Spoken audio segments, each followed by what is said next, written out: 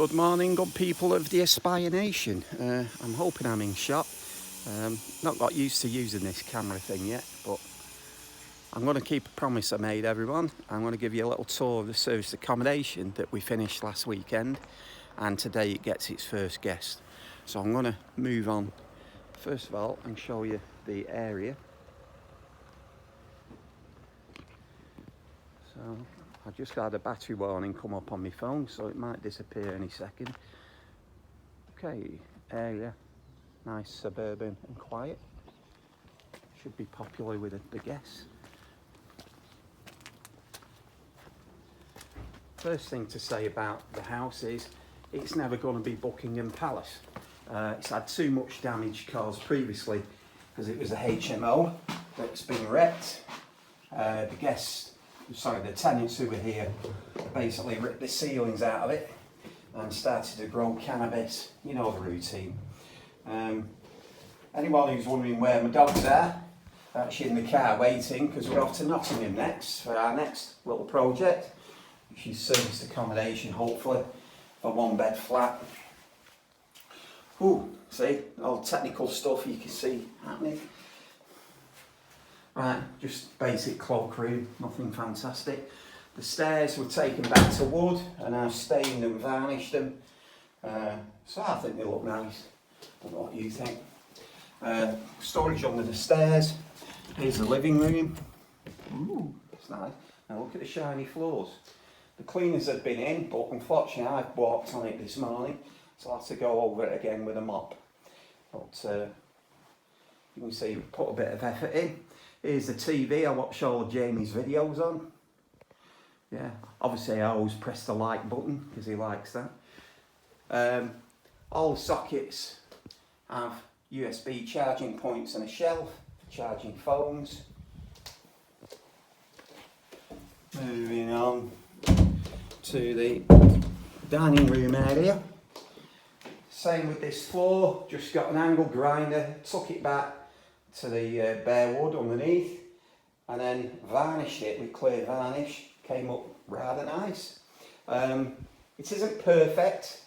It was never going to be, not on the budget that I had of £10.50. Which is basically, I've just done it on fresh air and fumes, this one. But the point is, it's now done. So stop whinging and get on with it. Okay, so all the furniture are from charity shops, except obviously the vacuum cleaner and the small appliances. So I'm sorry, I'm trying to open the French door here, patio door. So this is the patio area which I've cleared. Okay, now the garden is still waiting to be landscaped. So up there, once you get past that summer house, which is knackered, is Marsden Golf Course, which is great because it's part run council, part run private, I believe. It's a neighbour was telling me this morning. So once that's landscaped, that's going to be very beautiful. Same again, second-hand freezer, fridge freezer, that equipment there's new, second-hand tumble dryer. Now everyone says, oh, everything's got to be sparkling in service accommodation. Well, if you say so, but I seem to rent them okay. What you've got to do is manage your guests' expectations as best you can, and tell them straight, look, you're just renting a house that someone would normally live in. Sorry, this is the bathroom we're going into. It's nothing spectacular, it's never going to be Buckingham Palace, and we price it accordingly. And people rent them.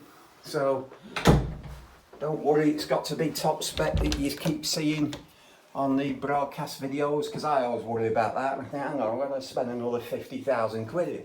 But it's not the case. So this is a single room. Okay, overlooks the golf course, obviously. Once this is landscaped, it'll be obviously fantastic. Right, same again, USB sockets, charging shelf, so you can rest your phone on that. Next one is a double room, which is on the rear of the building. Okay, same again, sockets, charging shelf, me in the mirror, morning. So again, laminated floors, nice and shiny, and double bed, nice linen. These bedrooms, the ceilings were ripped out. I'm not a brilliant plasterer, but I just got on with it.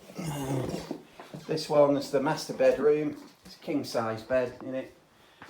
Now overlooking here is the view of Pendle Hill when the clouds aren't there, but when the clouds do lift it's pretty spectacular, and it's commented on, especially people from Manchester and Liverpool, because they're not used to a scenic view, unfortunately, so it's great for them.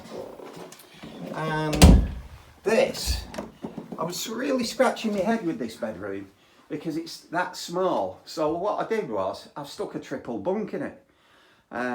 Until I did this house, I didn't even know you could get a triple bunk. So the bottom bunk is a double, an actual double size, and up there is a single. So long as the child's aged over the age of 6, then they're perfectly adequate to use. Any child under the 6, you shouldn't really use a bunk bed, or not the top bunk anyway.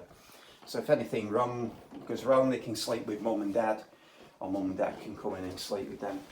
So the house now sleeps 8 people.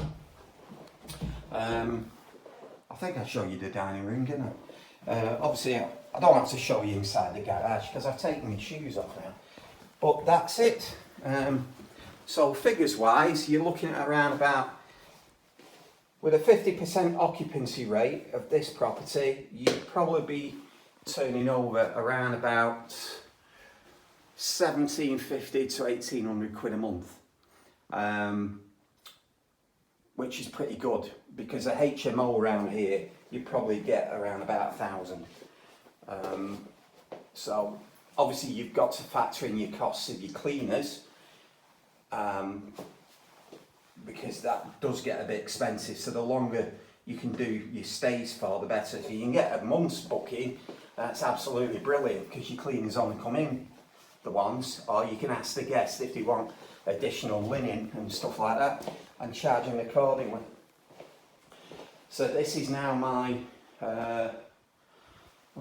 third big serviced accommodation, and like I say, my next one is the one in Nottingham. So hopefully I can do that one as serviced accommodation. I don't want to do it as a buy to let. There's only 2 years left on the mortgage, so any cash investors out there would like to relieve me of my mortgage, I'll pay you instead, which is a lot better.